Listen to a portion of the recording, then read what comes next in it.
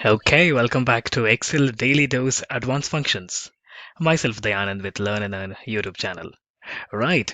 So I got for you on the day 12 is nested if. Nested if. I told you that I'll be making a video on this on the when we were discussing on AND. Right. AND function can also be achieved with the help of a nested if, but there is a huge difference between nested if and using AND condition or OR conditions. Right. So let's discuss on it. Now, if function can check one condition, one if can check one condition. So when I got to check multiple conditions, and I can use nested if when I got to check multiple conditions and evaluate different results for each condition, right? So for example, if first condition passes, what? Second condition passes, what? But when you see and or, if all condition passes, what? This is what we were focusing on, right?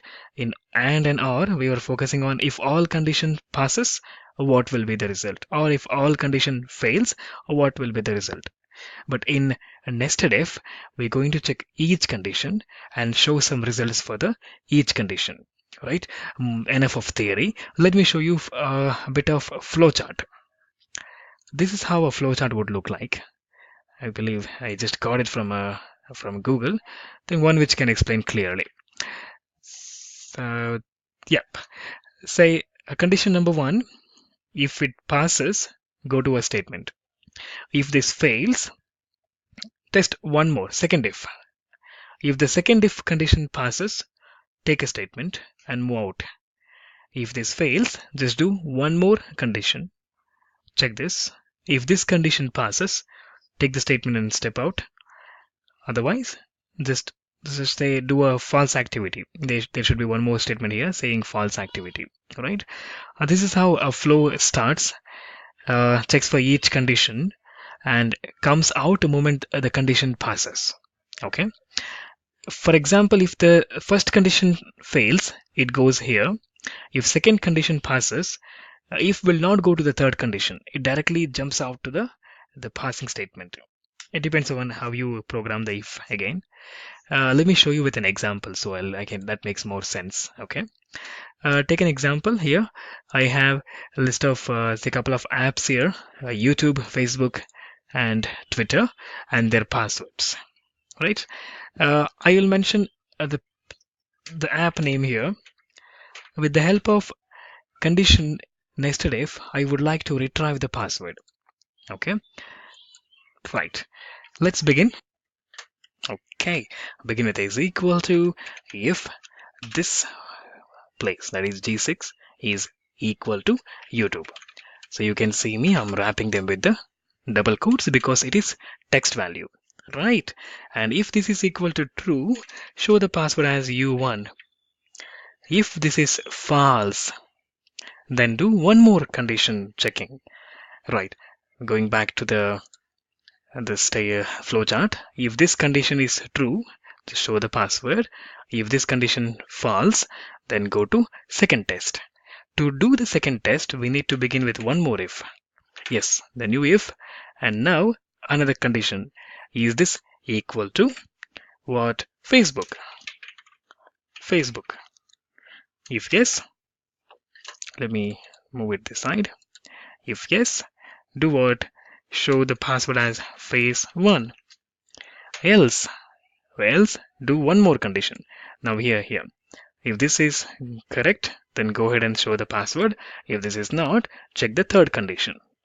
So that condition, we again use one more brand new if and choose this is equal to which one? Twitter.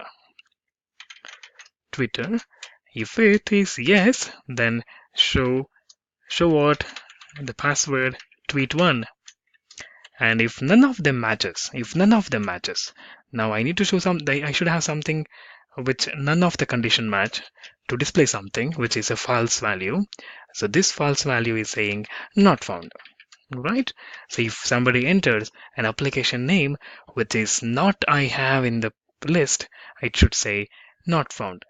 Now, since I have opened 1, 2, 3 if statement, there are 3 open brackets. 1, 2, 3.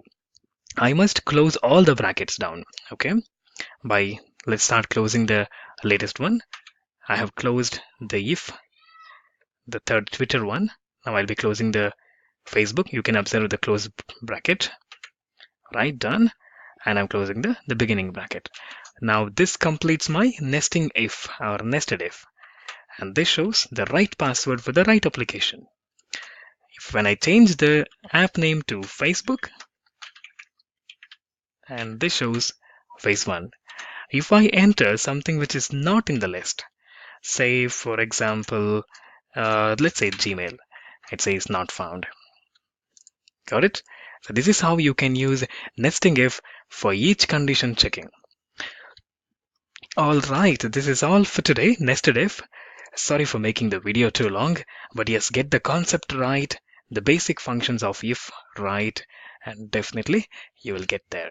Right, so signing off for the video, learn and earn, and myself Dayanand.